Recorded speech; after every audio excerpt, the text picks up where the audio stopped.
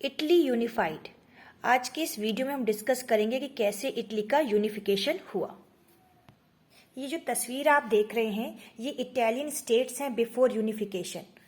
तो इटली जो था वो पहले 7 स्टेट्स में डिवाइडेड था। इसमें सर्डिनिया पीडमोंट ही एक ऐसा हिस्सा था जहां पर इटली का राजा रूल करता था, और ये जो नॉर्थ का एरिया था वो ऑस्ट्रियन हैब्सबर्ग के हाथ में था। बीच का एरिया, सेंटर का एरिया पोप रूल करते थे, और सदर्न रीजन का area bourbon king of Spain rule करते थे। तो कैसे हुआ इटली यूनिफाइड, चलिए जानते हैं।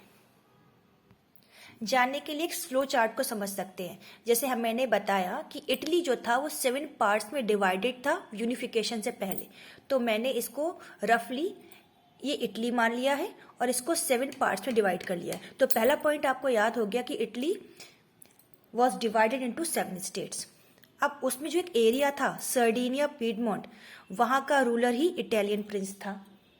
तो उस इटालियन प्रिंस जिसका नाम था किंग विक्टर एमेनुअल सेकंड, उसने रिस्पॉन्सिबिलिटी ली कि चलो मैं करूंगा इटली को यूनिफाई। तो उसने अपने चीफ मिनिस्टर को बुलाया, कैवोर को, और कैवोर ने ये मूवमेंट लीड किया।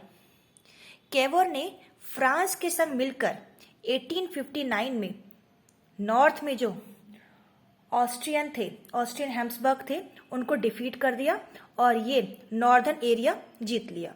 एक जीत पक्की। उसके बाद इन्हीं चीफ मिनिस्टर कैवर साहब ने गुजुपी गारबेल्डी और उसके रिवोल्यूशनरी आर्मी के संग मिलकर सदर्न एरिया जो बर्बन किंग ऑफ स्पेन के अंडर में था उसको जीत लिया। अब बीच का हिस्सा जो पोप के हिस्से में था उसने खुद ही सरेंडर कर दिया डर के मारे। क्लियर है?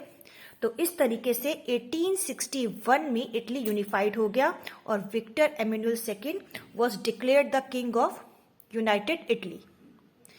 तो ये था एक फ्लो चार्ट। अब how to write the answer, चलिए वो भी डिस्कस कर लेते हैं। How to write the answer, तो पहला पॉइंट होगा Italy was divided into 7 states in which only Sardinia Piedmont was only region ruled by the Italian princely house।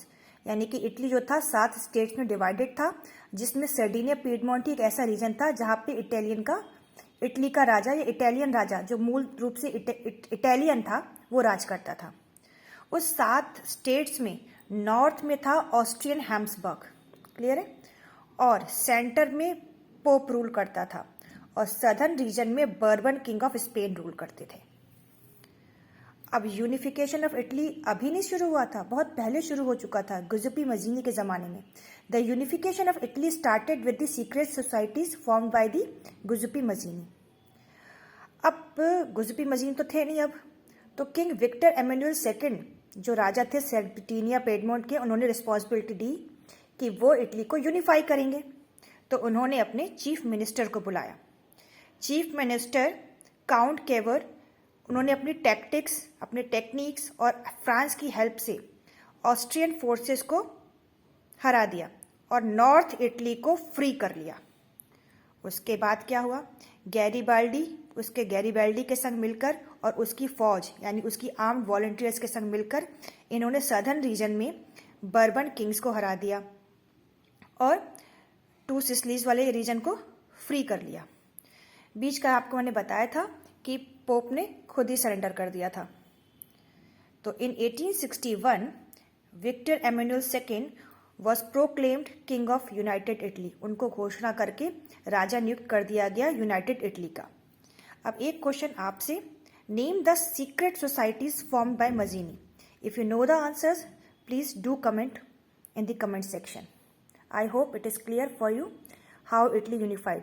This is the detailed answer, or if you want to know with the flow chart, a short recap is here।